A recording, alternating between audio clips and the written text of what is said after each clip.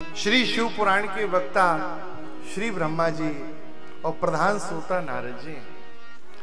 ब्रह्मा जी चरित्रों का वर्णन कर रहे हैं। नारद जी ने कहा, महाराज, कस्तारकासुरो ब्रह्मन् येन देवाः प्रपीडिताः कस्य पुत्रस्य वै ब्रूहि तत्कथां च शिवाश्रया। हे पिताजी, मुझे बताइए, ये तारकासुर कौन था? किसके घर में इसका प्राकट्य हुआ? कौन इसके पिता थे? और इसने किस प्रकार से तप के द्वारा भगवान ब्रह्मा को रिझा लिया? आप समस्त चरित्र के ज्ञान को रखने वाले हैं, मुझे बताइए। श्री ब्रह्मा जी बड़े प्रसन्न हुए और श्री ब्रह्मा जी ने नारद जी से कहा, पुत्र, मम पुत्रो मरीचिर्यः कश्यपस्तस्य चात्मजः त्रयोदशमितास्तस्य त्रयोदक्षसुताश्चया। नारद जी, मेरे द्वारा पुत्र मरीच उत्पन्न हुए, उनके पुत्र कश्यप हुए। उन कश्यप की 13 पत्नियां थीं। उनमें से जो दक्ष की कन्याएं थीं, उन स्त्रियों में सबसे बड़ी पत्नी थी महारानी दिति। भगवती दिति ने दुराग्रह पूर्वक गर्भ को धारण किया था। ऋषि कश्यप ने श्राप दिया था।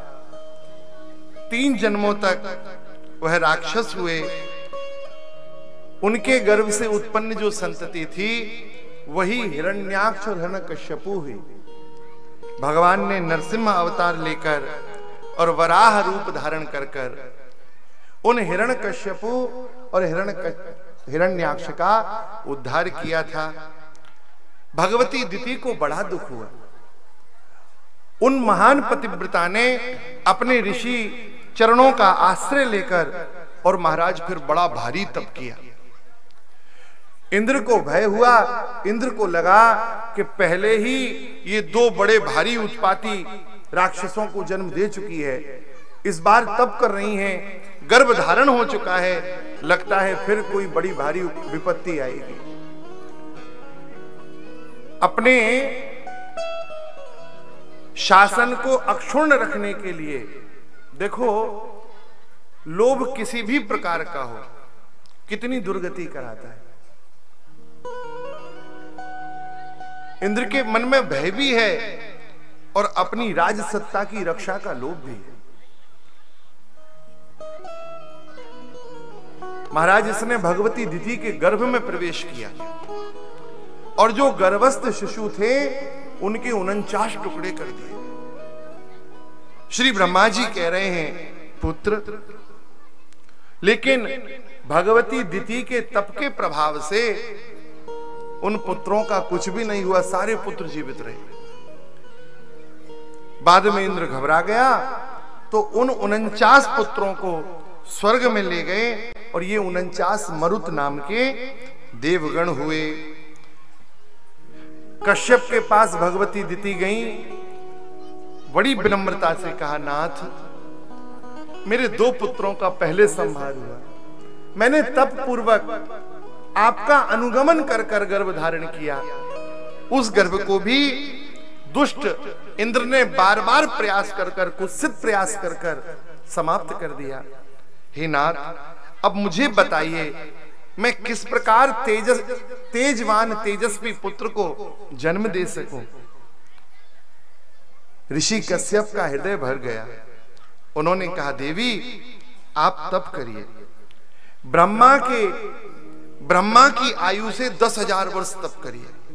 जब आप 10,000 वर्ष तक तप कर लेंगी तो आपके गर्भ से ऐसा दिव्य पुत्र उत्पन्न होगा जो त्रिलोकी में उसके वैभव और उसके बल की समता करने वाला कोई नहीं होगा। पति की वाक्य का अनुगमन कर कर भगवती दिति तप में निरत हो गई। बड़ा भारी तप किया भगवती दिति ने, और इन माता दिति के गर्भ से महाराज कालांतर में वज्रांग नाम का एक बड़ा भारी दैत्य उत्पन्न हुआ। वज्रांग नामना सोभू दिति पुत्रो मरोपमः। ये वज्रांग नाम का बड़ा भारी दैत्य उत्पन्न हुआ, और इसने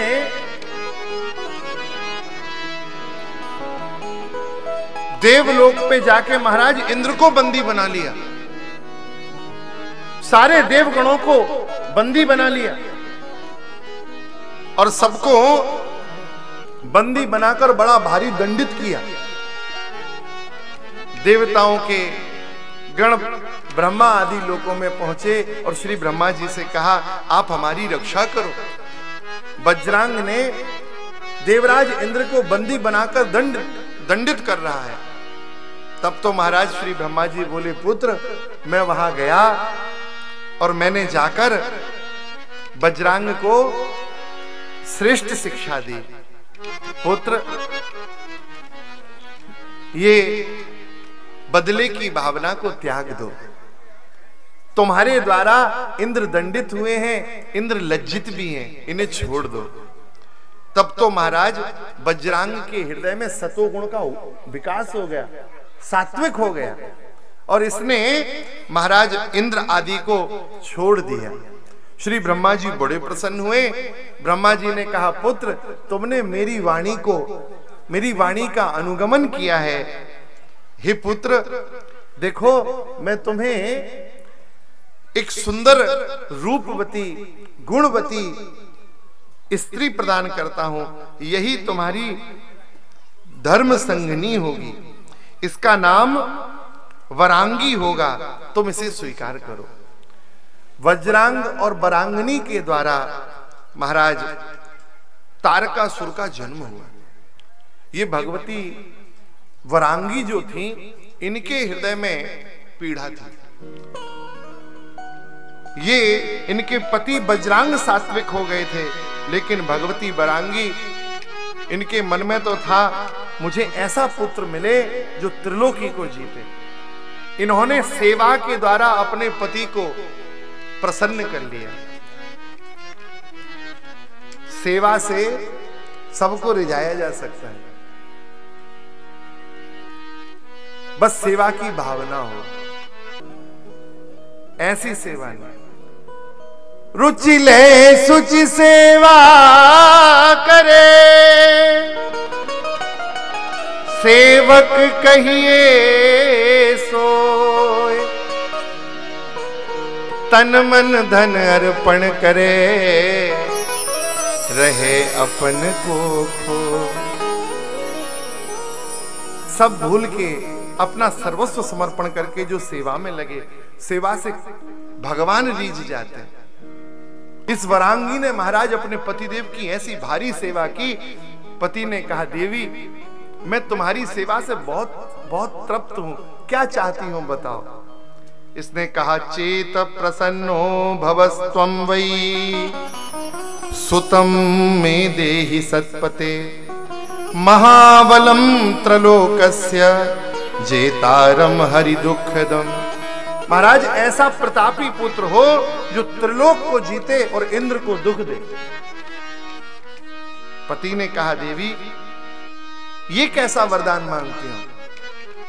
मैं ऐसा वरदान कैसे दे सकता हूं कि मेरे वर से किसी को कष्ट हो? लेकिन तुम्हारे हृदय में बैठे भगवान शिव की लीला ही है, तुम उनकी माया से मोहित होकर ऐसा पूछती हो, तो मैं तुम्हारी सेवा से संतुष्ट होके ये वर देता हूं, जैसा तुम विचार करती हो वैसा ही पुत्र हो। और महाराज इस वरांगी के यहां तारकासुर नाम का बड़ा भारी दैत्य हो। इसने भगवान ब्रह्मा की इतनी उपासना की, श्री ब्रह्मा जी प्रकट हुए, बोले, पुत्र बरम ब्रूयात, वर मांगो। तो इसने हाथ जोड़ के कहा, हे पितामह मुझे अमर कर दो। श्री ब्रह्मा जी बोले, भाई ये तो हमारे सामर्थ्य में नहीं है, काल का चक्कर तो सबके ऊपर है, बस कोई जल्दी कोई देर से, बाकी काल की सत्ता तो सबके ऊपर। हमारे सामर्थ्य में नहीं है, कोई और वर मांग लो। तो कहा फिर एक नहीं दो मांगूंगा। श्री ब्रह्मा जी ने कहा 2 वर मांग लो, कोई बात नहीं। तारकासुर ने कहा महाराज पहला वर दो, मत्तुल्यो बलवान नूनम ना भवेत कोपि वै पुमान।